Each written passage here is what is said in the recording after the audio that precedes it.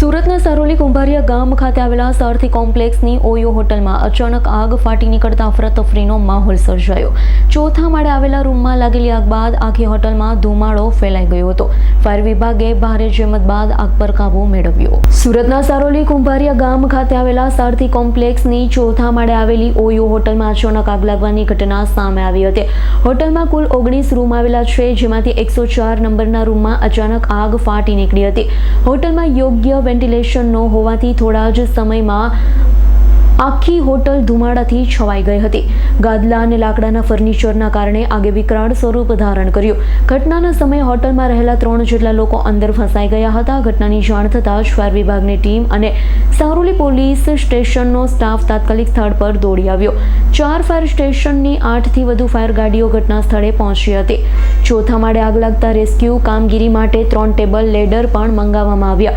ધુમાડો વધુ હોવાથી ફાયરના જવાનો ઓક્સિજન માસ્ક પહેરી અંદર પ્રવેશ્યા હતા। હોટલના કાચ તોડી ધુમાડો બહાર કાઢવાની કામગીરી હાથ ધરવામાં આવે।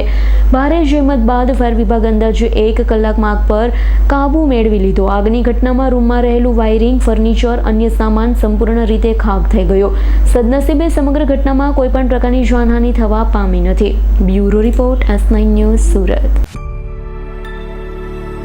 અમારી તમામ માહિતીથી અપડેટ રહેવા માટે જોડાયેલા રહો S9 ન્યૂઝ સાથે।